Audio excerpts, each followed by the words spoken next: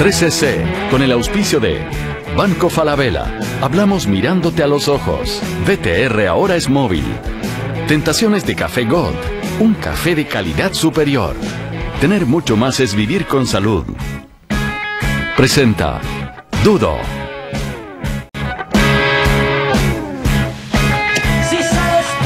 ¿Cómo están? Buenas noches, bienvenidos a la sintonía de 3CC, bienvenidos a Dudo, el juego de la verdad. Señoras y señores, les tendría que decir que está sonando Manuel García, que es el músico chileno que nos acompaña durante esta noche. Todos los días en Dudo mostramos canciones de músicos chilenos, algunos consagrados como Manuel García, algunos emergentes o desconocidos como los que hemos tenido en otras ocasiones. Todos los días músicos chilenos para subrayar que la música chilena está en un gran momento de creatividad y de vigor. Habrá que decir también que los invitados que tenemos hoy junto a Aldo Esquiapacase son súper contradictorios. ¿Cómo será que, habiendo tenido tanta formación intelectual, uno es psicólogo y el otro nunca iría al psicólogo y jamás ha ido tampoco? Buenas noches, Aldo. ¿Cómo estás, Iván? El que es psicólogo, pero además teólogo y economista, administrador provincial de la Orden Jesuita en Chile y director de la revista Mensaje, es Antonio Delfau. ¿Cómo estás, Antonio? Hola, muy bien. Para conversar esta noche con nosotros sobre estas contradicciones y fundamentalmente de sus gustos sibaritas y de su conocimiento del mundo y un montón de cosas más. Y el que es doctor en Derecho y licenciado en Historia es Gonzalo Rojas Sánchez, que más de alguna vez en la Universidad Católica confundimos con el poeta, pero le debe haber pasado muchísimas veces, pero es un destacado profesor y además columnista del Mercurio. ¿Cómo está, Gonzalo? Muchas gracias por acompañarnos. Muy buenas noches a los tres y muchas gracias por la invitación. Quedamos en que nos íbamos a tutear hoy día. Sí, por supuesto. Lo que pasa es que yo a Gonzalo lo trato de usted porque era profesor cuando yo estaba en la universidad. Y yo tengo una suerte de reverencia ante los jesuitas y también me cuesta mucho tutear, así que voy a tratar de... Vamos a hacer lo posible por tutearlos a los dos. Hoy día. Están autorizados. Ok, partamos por... Gonzalo, tú en algún momento fuiste atleta. Un mediocre atleta. ¿Pero representaste a Chile alguna vez o no? Corrí 2 veces internacionalmente, sí. Pues, uno no puede ser mediocre para correr internacionalmente, pero No, bueno, aunque pero- haya sido charcha del país. Pero No, cuarto le imposible. gané a los argentinos, nada más que eran muy malos en esa prueba, eran 3000 con obstáculos. 3000 con obstáculos. ¿Y esa prueba en particular por alguna razón? Porque compite muy poca gente, entonces uno tenía más posibilidades de entrar en el No era, equipo. no era una metáfora de la vida, digamos. No, el Una prueba obstáculo... larga y que tiene obstáculos. El obstáculo es propio de la vida siempre, pero una carrera muy bonita porque como tiene foso de agua, uno tiene que superar una cosa muy dramática y es que uno va siempre con una zapatilla seca, ¡pac!, y otra mojada. Entonces es una carrera que te va desafiando por esas cosas que tiene la vida, que son las contradicciones internas que uno lleva por dentro, las que se va Estás encontrando por haciendo fuera. metáforas de la vida ya y de la política y todas esas cosas, ¿no? Es que cumplo 60 el año próximo, así que es la época de hacer metáforas ya.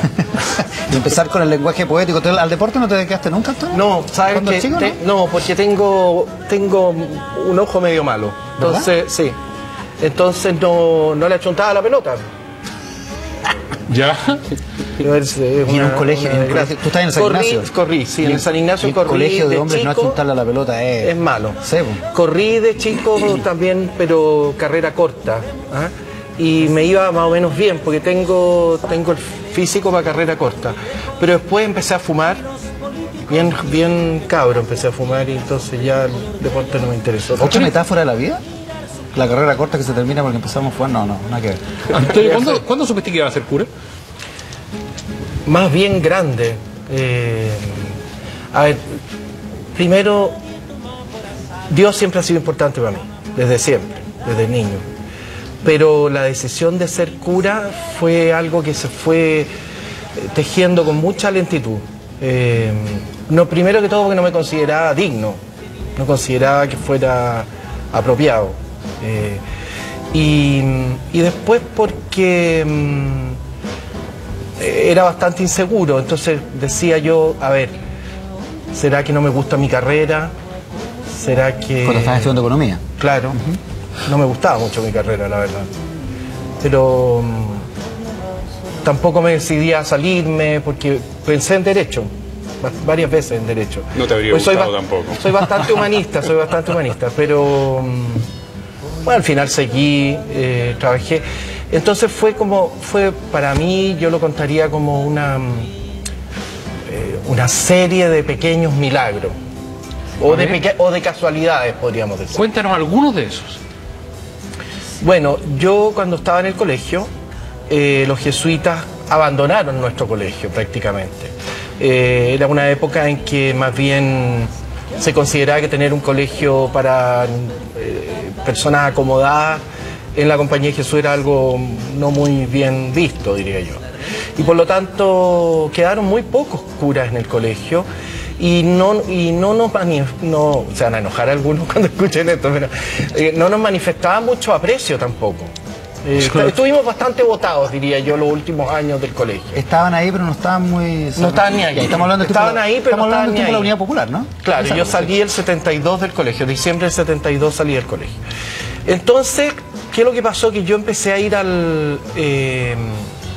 la iglesia del Bosque, donde Caraima. ¿Ya? Que ya estaba ahí. Que estaba ahí y que no era párroco, pero que estaba ahí. Y un grupo más o menos grande de compañeros íbamos al bosque, porque por lo menos ahí nos daban boletos.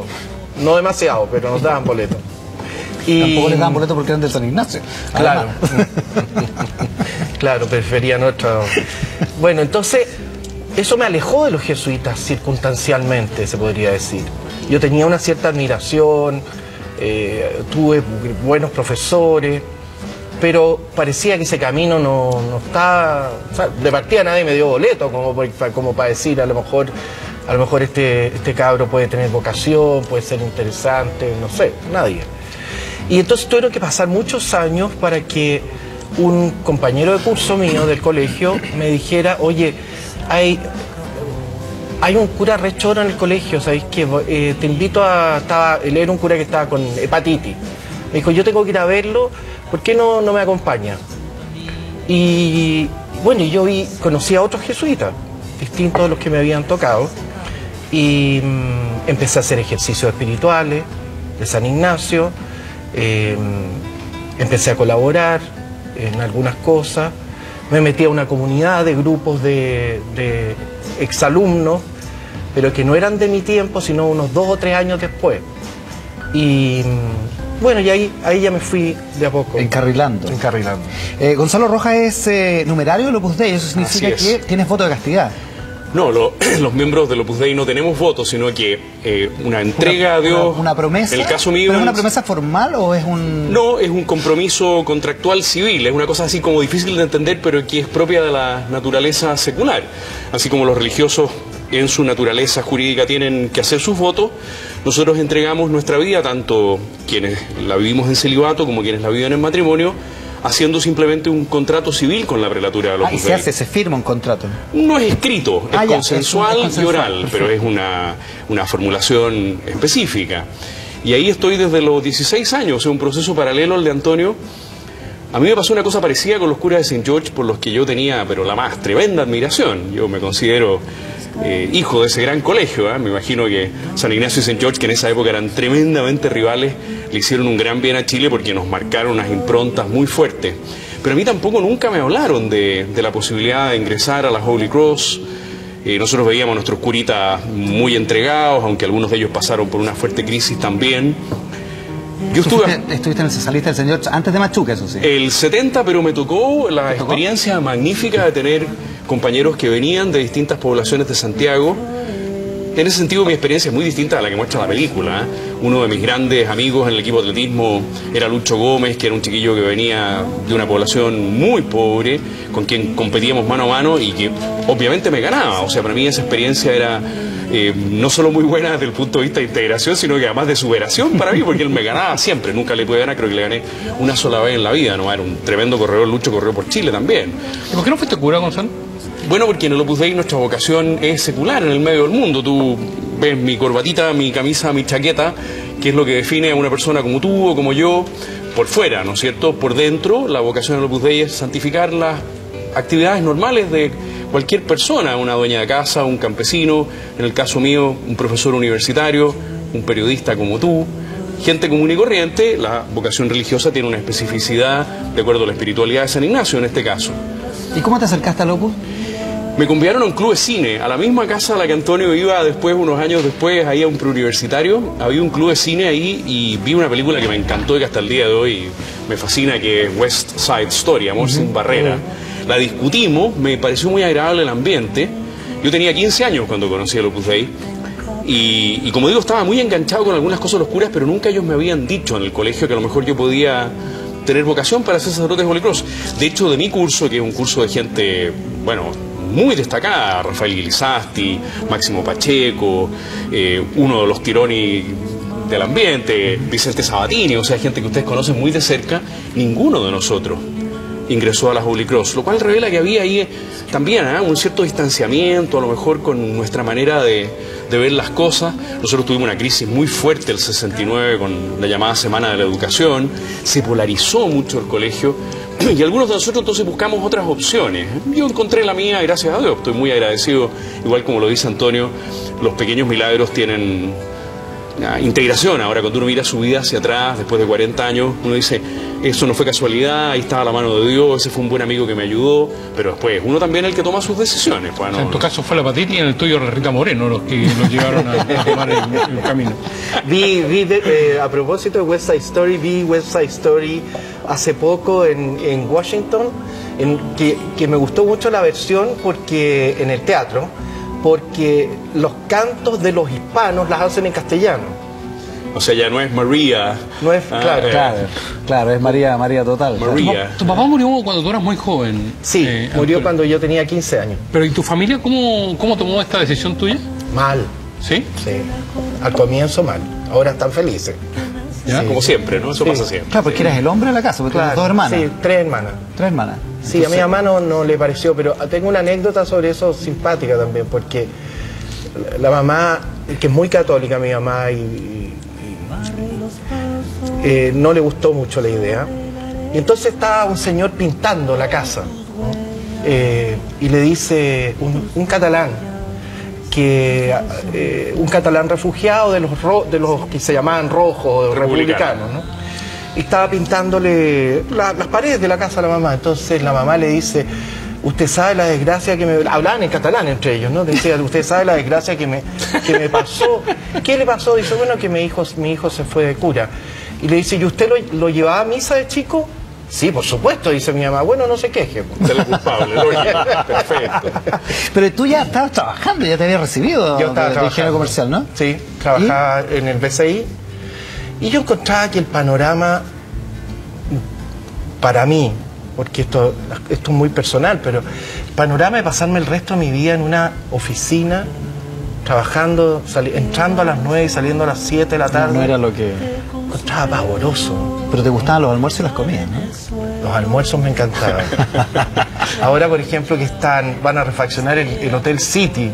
En esa época el City ya estaba en decadencia, pero no su restaurante. ¿Era muy bueno todavía? Era muy bueno. Y salíamos mucho, sobre todo con los abogados del banco, que eran como más buenos para el carrete que los ingenieros comerciales. Salíamos a almorzar afuera casi todos los días.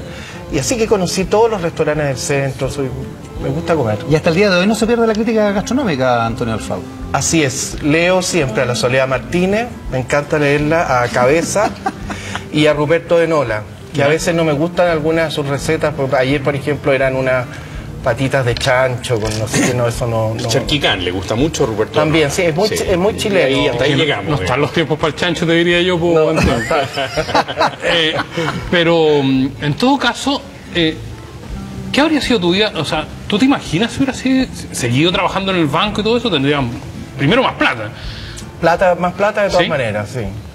Pero ¿sabes qué? Te voy a decir una cosa, que incluso el Evangelio dice que a quien deja todo por Cristo se le va a dar el 100 por 1 en esta vida, no en la otra, en esta, con persecuciones.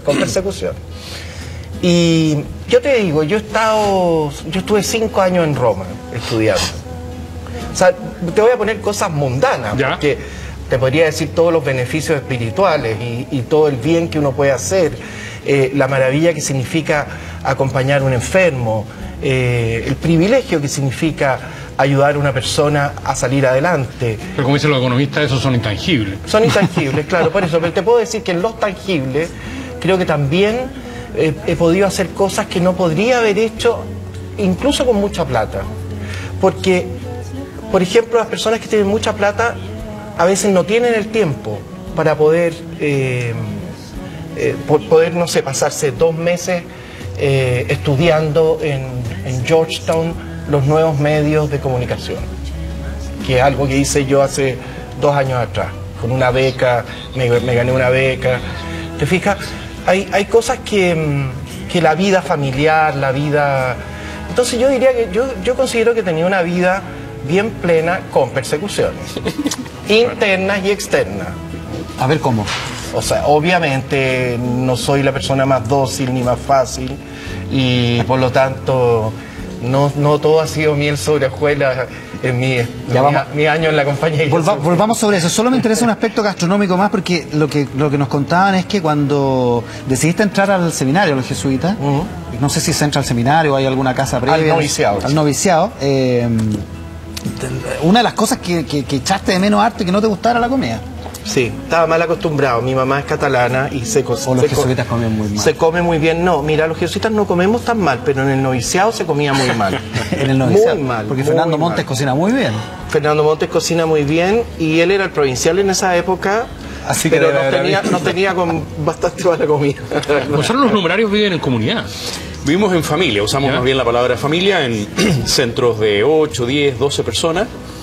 Personas de distintas edades. Ni para eso usa la palabra comunidad los del Opus Dei, ¿eh? Ni para eso. Bueno, la comunidad es una fórmula jurídica muy específica en la Iglesia. Hay que respetar lo que significa el derecho. Pero viven o sea, tú no tienes casa propia, por decirlo de alguna manera. La casa en la que yo vivo es mi casa, yo tengo que mantenerla. Pero un montón de gente más que no... Pero cada uno es responsable. Imagínate que todos dijéramos no tengo casa, la casa se hunde. Entonces, los 8 o los 10 que vivimos ahí, 8 o 9 laicos, 3, 4 sacerdotes, somos responsables de nuestra casa, de la administración de la casa, de que se paguen las cuentas, de que todo esté en orden. ¿De la comida de la casa que le preocuparía a Antonio, por ejemplo? La administración de las comidas está a cargo de las mujeres del Opus Dei. Y ellas se esmeran para hacerlo muy bien y tenernos... Antonio decía, estoy más gordo que tú, decía Antonio, pero tenernos bien también. Y muchos critican, Gonzalo, eso que tú acabas de decir, así, de soslayo, que es que toda la cosa de la comida les corresponde a las mujeres, que es como la división clásica, tradicional, digamos, de los roles en la sociedad. Y claro, esos roles están totalmente puestos en cuestión en la sociedad chilena. Entonces muchos dicen, ¿por qué estos gallos le asignan la comida a las mujeres si en realidad cualquiera podría...? Ahora, ellas quieren hacerlo por una vocación, no es que... Claro, pero... No es que los Opus Dei les asigne, no, por lo más mínimo, es su vocación. Algunas de ellas, siendo universitarias, se dedican a administrar los centros, otras son de profesión empleadas del hogar, y así como yo tengo tareas en la casa también, que las asumo con mucho agrado, ellas asumen las suyas con felicidad y simpatía.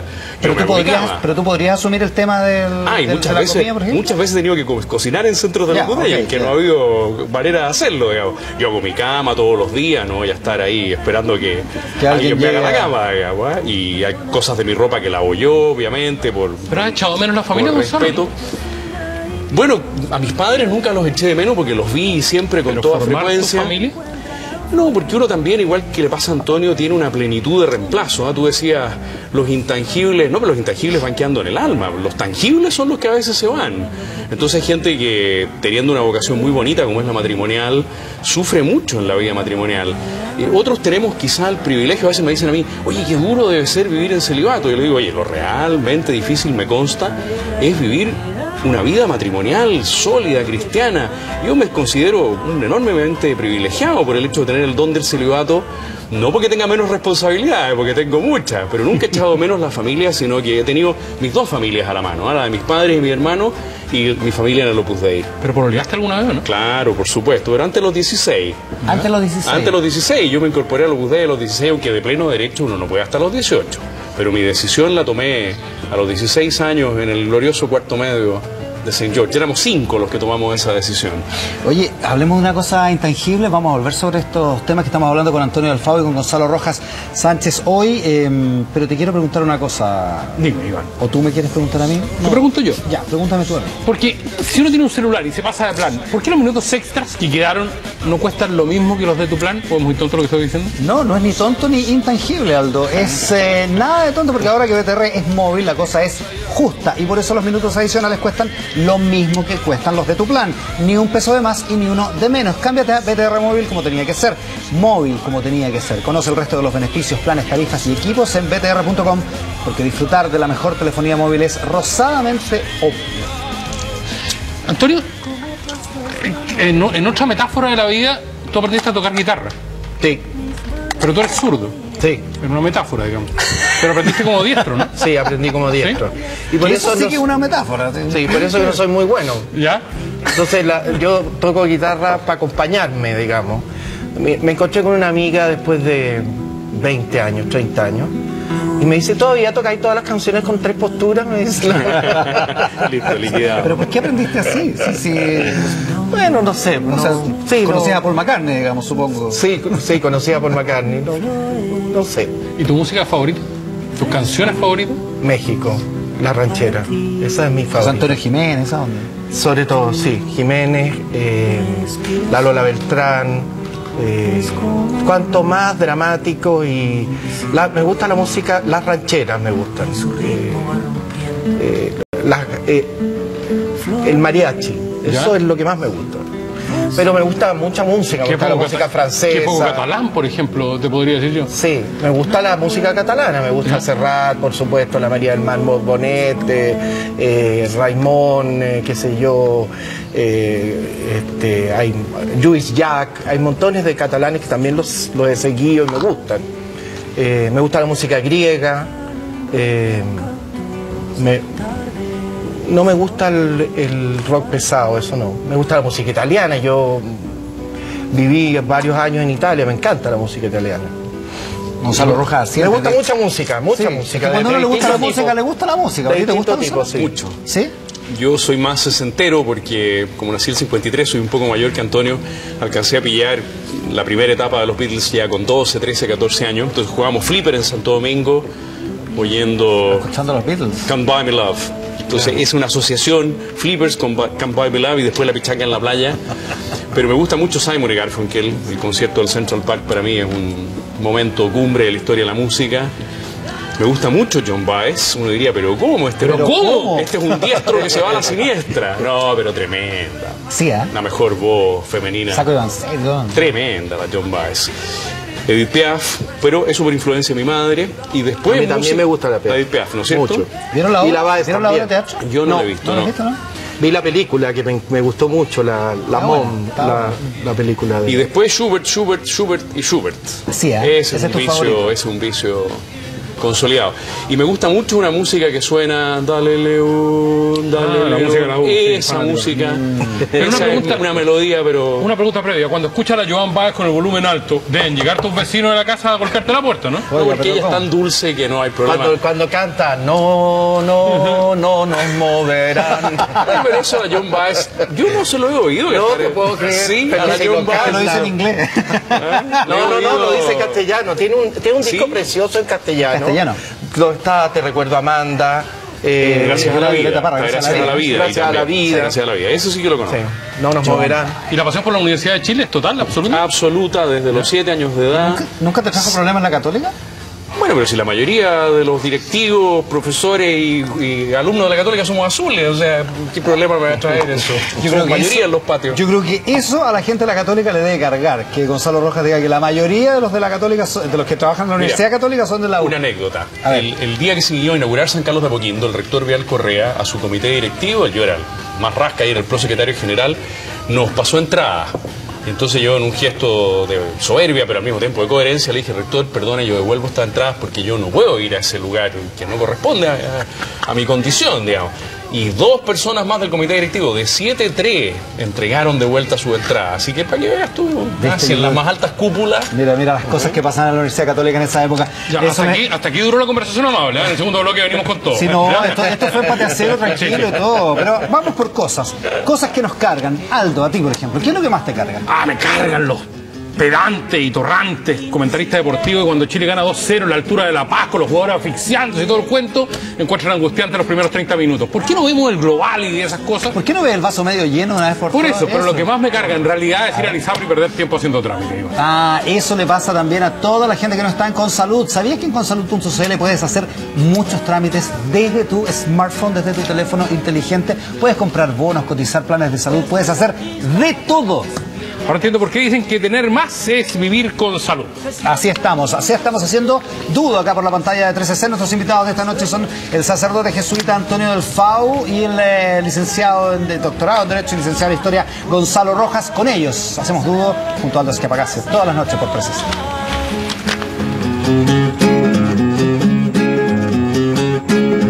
Nadie toma por asalto aquello que llamamos la...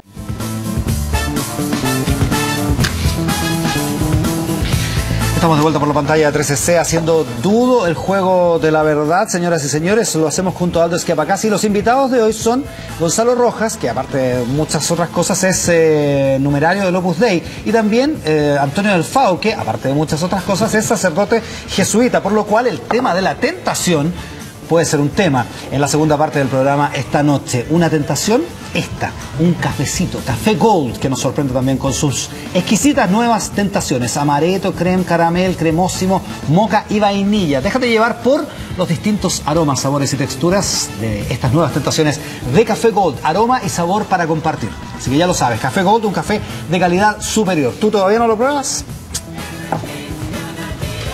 Antonio, vamos a hablar al tiro. Concentrémonos. Te has enfrentado muchísimo a la jerarquía de la Iglesia en el último tiempo por casos que son más o menos conocidos y emblemáticos dentro de la sociedad chilena. Caradima, los grandes escándalos a nivel internacional que ha enfrentado la Iglesia. Primero, lo has hecho con la convicción de que hay algo que se pueda cambiar y se pueda cambiar realmente en la realidad de la Iglesia chilena y la realidad de la Iglesia mundial, ¿no? Por supuesto, estoy convencido que se puede cambiar. Una de las cosas que publicamos justamente en la revista Mensaje, este número, que aprovecho de mostrar, que aprovecho de mostrarlo además porque quiero hacerle propaganda, es justamente el gran seminario que hubo en Roma recientemente en febrero en la Pontificia Universidad Gregoriana, con la presencia de los más altos, la jerarquía más alta de la Iglesia, y 110 conferencias episcopales, 30 de las superiores mayores de las mayores órdenes religiosas del mundo, y que fue inaugurado este simposio por una víctima de abusos sexuales, una mujer irlandesa que siendo una niña fue abusada por un sacerdote en un hospital mientras estaba enferma, a 300 kilómetros de distancia de su familia. Y la Santa Sede, a mi parecer, y la Iglesia dio en este simposio de febrero una clarísima, una muy clara, digamos, línea de que esto se tiene que terminar. Pero hay manera con cambios profundos, ¿y cuáles serían esos cambios, Antonio? Yo creo que, a ver, los cambios profundos, primero de todo tiene que haber un cambio, yo creo que tienen que haber cambios estructurales en la Iglesia, porque una institución que es poco transparente puede facilitar que ocurran estos hechos. Lo pongo así. Ahora, vivimos en un mundo... Ahora, supongo no lo dices poco transparente en el sentido que ocupa el mayordomo del Papa, digamos, que filtra cartas. No, porque eso es un delito, eso está sumamente mal, pero quiero decir que... ¿En qué sentido es poco transparente? Bueno, porque es fruto de un cierto tiempo. Por ejemplo, a un teólogo se le llama la atención porque ha escrito algo que no le parece a la Sagrada Congregación de la Doctrina de la Fe, que tiene todo el derecho de hacerlo. Normalmente eso se lleva de una forma muy poco abierta, se podría decir, ¿no? No se conocen bien los argumentos. No se conocen bien los argumentos, no se sabe quién lo acusó, no se sabe... Yo no digo que haya que equipararlo exactamente a lo que es la realidad no sé, de la sociedad moderna o de una democracia moderna, porque la Iglesia es distinta. pero creo que hay cosas que se pueden modificar y que de hecho se están modificando. Y yo creo que el asunto de los abusos ha sido terriblemente duro para la Iglesia, pero creo que va a sanar la institución en un modo muy radical. Yo tengo mucha esperanza. Mucha esperanza. Yo no siento que me haya enfrentado a la jerarquía, como dices tú, Aldo. Yo siento que yo salí a prevenir en cierto momento el que pudiera haber defensas corporativas o pudiera existir la tentación de tapar, como de hecho es una de las cosas que advierte claramente el Papa y los más altos jerarcas de la Iglesia en este simposio al cual me refiero, que ocurrió y muchas otras medidas que fueron tomándose en años anteriores. Pero esto ha sido lento, no ha sido fácil. Y ahora... Dicen que la Iglesia se mueve así, que no se mueve muy... La Iglesia demasiado rápido. La Iglesia es lenta, porque tiene que ser cuidadosa también, yo la entiendo.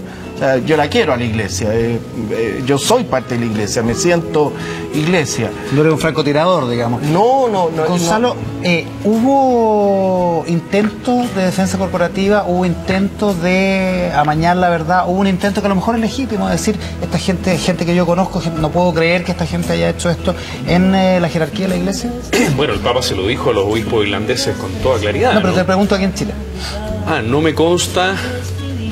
Es posible que haya habido personas que hayan querido, también por amor a la Iglesia, decir, bueno, una red de protección para que mejor esto se lave por abajo, pero eso nos lo ha ido dejando muy en claro Benedicto XVI, porque también los católicos vamos aprendiendo de los pontífices, ¿no? Ellos tienen unas luces que yo por lo menos no tengo, y entonces cuando ellos ven cosas que son sorprendentes en la historia de la Iglesia, porque van apareciendo una vez y otra, pero se nos olvidan que han aparecido antes, nos dicen con claridad hay que hacerlo así.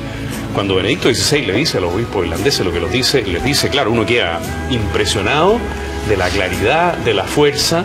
Nos hace bien a todos, a lo mejor eso disuadió a algunas personas, pero no tengo ningún antecedente de que haya habido en Chile un intento de red de protección o de echar la mugre debajo de la alfombra. Ahora, pero Gonzalo, desde el punto de vista de la fe, para los legionarios, por ejemplo, descubrir dónde estaban, en qué condiciones estaban, qué hacían. Tremendo. ¿A ti nunca te han bajado dudas con respecto a...? Yo he rezado, si se puede decir así en público, mucho por ello, porque tengo muy buenos amigos en los legionarios de Cristo, y me imagino el dolor tremendo de descubrir una cosa así.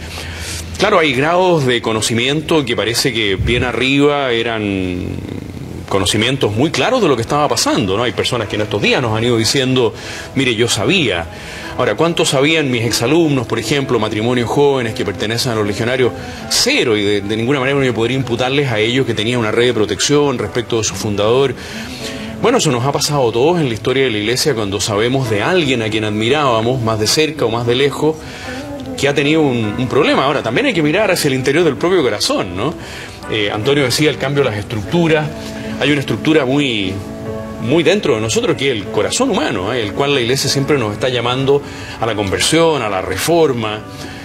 Por fuera los procedimientos, por fuera el derecho, por ejemplo, es muy bueno que acoja estas nuevas realidades dramáticas y sea muy estricto. Pero si hablamos de reforma, ¿cuál es la principal reforma? ¿A qué podríamos aspirar? ¿A la incorporación activa de la mujer, por ejemplo?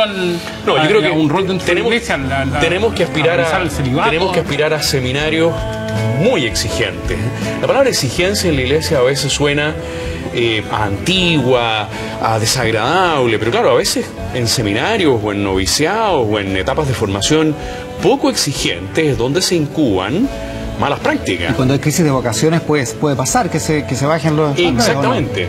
Y hay crisis de vocaciones en unos lados y en otros hay, por ejemplo en Vietnam hay pero miles y miles de vocaciones. Pero en tu opinión no debería haber lo que mencionaba Aldo, por ejemplo, mujeres sacerdotes o... No, porque es de derecho divino, el tema del sacerdocio femenino es de derecho divino, ni Antonio ni yo, ni no por sé, vocación. ¿Antonio? Bueno, el Papa Juan Pablo II lo calificó de doctrina definitiva. Ahora, de hecho, ha habido muchos cambios respecto a la mujer en la Iglesia. De partida, yo diría que uno de los más revolucionarios fue justamente el fundador del Opus Dei, que muchísimos décadas antes del Concilio Vaticano II, estableció esta vía hacia la santidad para cualquiera. Hombres, mujeres, laicos, casados, religiosos, sacerdotes, en el sentido de decir, mire, el camino a la santidad es para todos. Existía más bien en la Iglesia, hasta antes del Concilio Vaticano II, la idea de que el camino de perfección era el camino de los sacerdotes, de los consagrados, de los religiosos, de las religiosas. Y en ese sentido, yo creo que... Yo creo que hay mucho camino que hacer para la mujer y el futuro de la Iglesia. Muy bien, muy bien. Pero te quiero decir que... Siguiendo el mismo principio de la casa de Gonzalo, las mujeres podrían ordenar la casa en ese sentido dentro de la Iglesia, ¿no? A lo mejor la vienen ordenando. Bueno, de hecho las mujeres, tú sabes, ¿quiénes llevan en la Iglesia la catequesis? O sea, ¿quiénes preparan para la primera comunión al 80 o 90% de los niños en la Iglesia? Son las mujeres, en la parroquia. Y la tarea de las religiosas en el mundo entero. Las tareas de las religiosas. Ahora, tiene que haber un ajuste porque ha habido... vivimos en una sociedad distinta. La mujer ha tenido una evolución impresionante del siglo XX y algún ajuste tiene que haber. Que tenga que ser sacerdote o no, yo creo que eso no es lo más importante. Lo más importante, por ejemplo, ahora hay una mujer en el Vaticano que es subsecretaria de un ministerio, por ponerle el término laico, ¿no? Que vino acá a Chile, estuvo hace poco. Hay una entrevista de ella en el último mensaje. Entonces, ahora con la publicidad, Antonio. No, en este. Está muy bien. No, pero es que mira, aquí está ella, yo te voy a decir que... No, pero espera, es que tenemos que ir a otro tema, Antonio, Sí. que yo sé que los va a enfrentar. Mira, los miércoles, cada miércoles, en la mañana, en Radio Cooperativa, Antonio Alfao se enfrenta con sus panelistas a El Primer Café, con Cecilia Rovaretti. Y muchas veces les ha tocado comentar la columna de este otro señor, de Gonzalo Rojas, que reemplazó ni más ni menos que Hermógenes Pérez de Arce en ese papel, en la A3 del Mercurio, en la columna que va en la parte de abajo. Lo reemplazó y lo de esa superó, página. diría yo. No, eso es imposible. Gonzalo, tú trabajas en la Fundación Jaime Guzmán. Impartes clases de formación a jóvenes, formación sí. a jóvenes en la Fundación Jaime Guzmán. Tienes esta columna que además te ha traído algunos problemas de los que ya vamos a hablar. Y yo, revisando todos esos datos, pensé, ¿nunca te ha dado susto de que te pase lo mismo que le pasó a Jaime Guzmán? De que algún loco se vuelva loco y... Bueno, primero no me lo merecería, ¿eh? Es duro lo que estoy diciendo, pero en realidad Jaime tenía claro que él iba a morir de una manera insólita, ¿eh? Cuando uno le decía, Jaime, pero protégete, decía, mira, si Dios dispone que a mí me pase algo, no tiene ningún sentido que yo ande con guardaespaldas ni nada. Yo creo que nadie se va a preocupar mucho de mí, excepto de decirme un par de cosas en el blog. Mira, en los 4 años que llevo ahí, apenas una vez al año me paraba alguien en la calle para retarme. Eso te revela lo poco importante que puedo ser yo. Pero después de este programa. No creo. Una vez una persona me agredió verbalmente y me dijo que ya iba a llegar mi hora. Pero bueno, yo traté de rezar por esa persona, recé por mí también para que no me llegara tan pronto, pero no creo, ¿eh? Yo creo que Jaime tenía una exposición pública, él se sentía odiado, lo contestó varias veces, Sí, decía, sí, se sentía odiado. ¿Y tú? Yo me siento confrontado, sí, a veces sí, Aldo, a veces me siento odiado, pero tengo más conflicto con los colocolinos por la calle, cuando yo en general agredo a los colocolinos por la calle. ¿Ya? Yo les digo perdedores, siempre, cuando van de a uno. Pero Gonzalo, nadie puede ser tan pinochetista a esta altura de la vida. ¿Por qué no? Yo tengo unas defensas del general a raíz de mi estudio serio. Soy el historiador de la presidencia Pinochet. ¿Tú lees la columna que tienes en el Clínica, además, donde destacan unas frases? No. Sé que es algo así como una especie de lobito feroz. ¿Ya? Pero no. En general leo la portada del Clinic, me río mucho. A veces me duelen algunas portadas. Claramente, cuando se ofende la dignidad humana, me duele eso. Pero también me río mucho con el Clinic. Pero leerme a mí mismo por segunda vez en el Clinic ya sería masoquista, eso ya. Ni siquiera me leo por segunda vez en el Mercurio. Ni siquiera por segunda vez. No. ¿Y tú, Antonio? Si ¿Lo leo o no lo leo? No, yo Sí, sé que lea, Yo Antonio lo oigo de vez en cuando. los miércoles. Hay Sí. contubernio de columnista. Pero Sí. tú también has tenido problemas por tus opiniones, ¿o no? Sí, porque yo soy Frontal, soy digámoslo. frontal, soy claro y tengo mis opiniones. Yo no represento a la iglesia en el sentido oficial, soy un cura que opina. Nunca me he sentido representando así absolutamente a la iglesia. Ni mucho menos a los jesuitas, digamos. Ni menos bueno, es que nosotros los jesuitas somos caramelos surtidos. Yo quisiera confrontar el tema, Antonio, porque tú cuando lees la columna de Gonzalo Rojas, arruga el diario de Radio. No lo arrugo, pero no estoy de acuerdo casi nunca. Casi nunca. ¿Ya? ¿De qué manera no estás de acuerdo? No, yo creo que Pinochet es indefendible. ¿Ya? Es absolutamente indefendible, que es lo peor que nos podría haber pasado. Lo que no significa que, o sea, yo hice un proceso a lo largo de mi vida.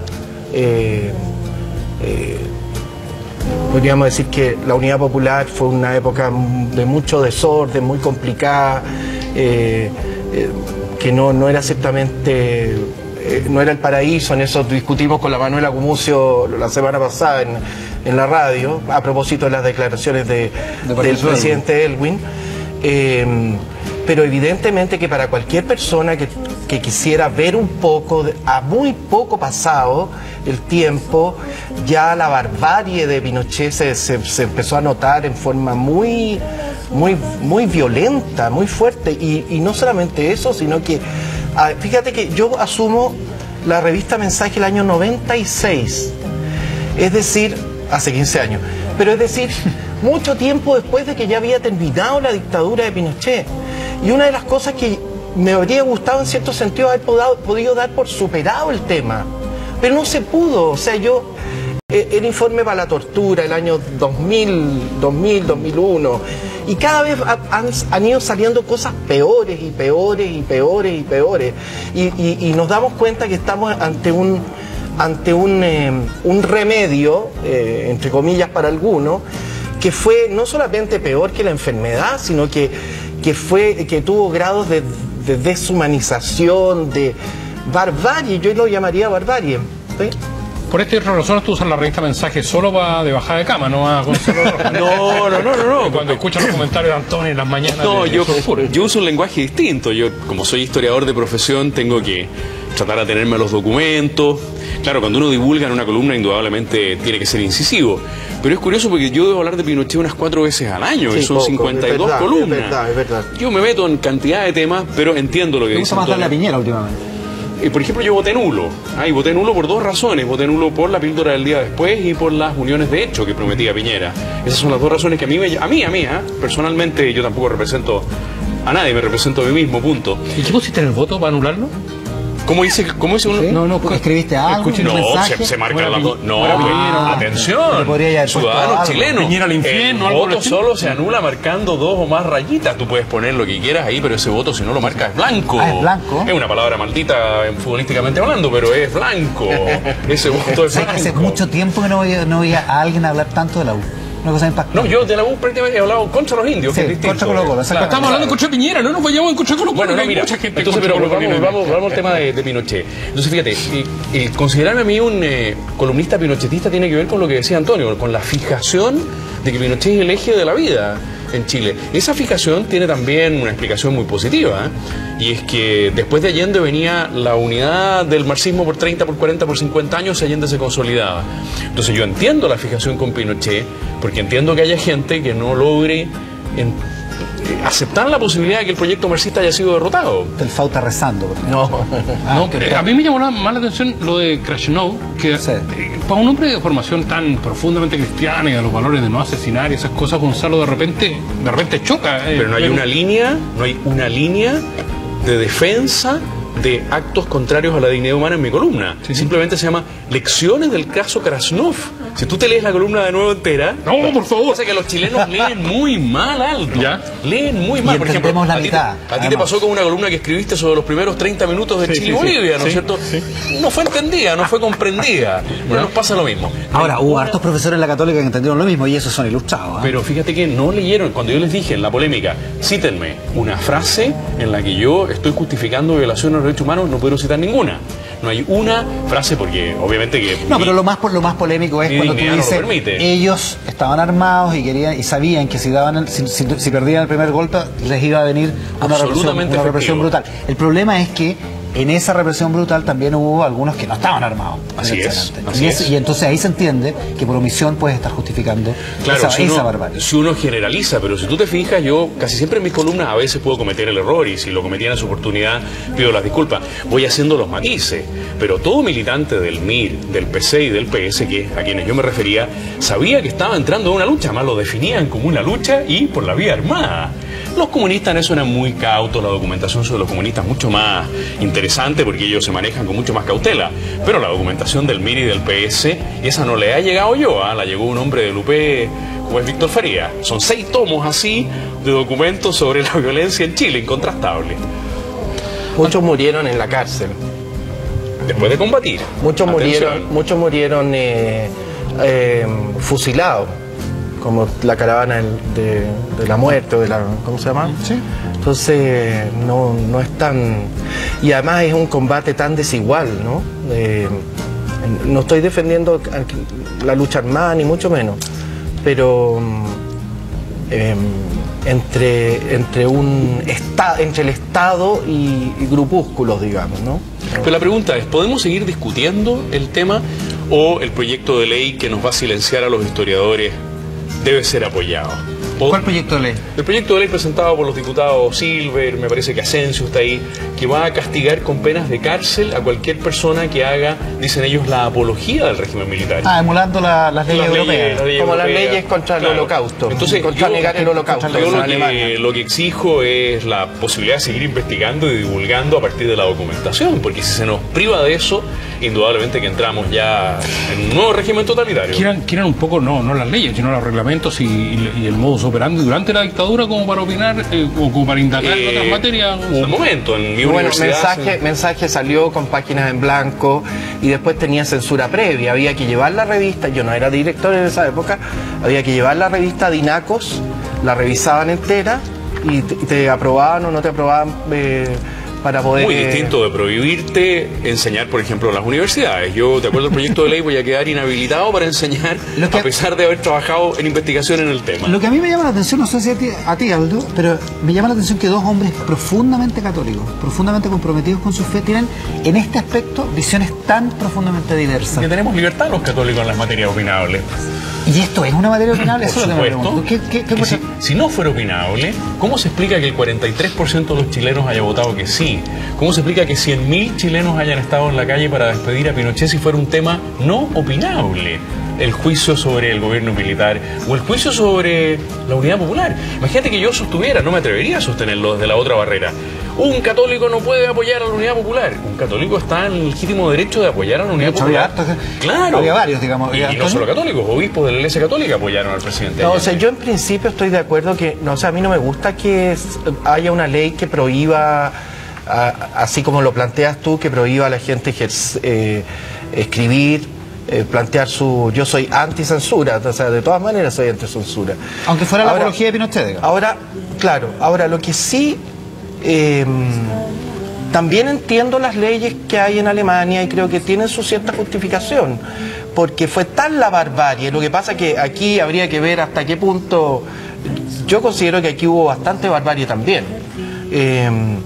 Lo que hay que impedir es que ciertos pensamientos que pueden ser nocivos para la misma sociedad democrática y libertaria en la que creemos puedan atentar contra ella, ¿no? Como lo pueden ser también ciertos grupos terroristas o de otro tipo.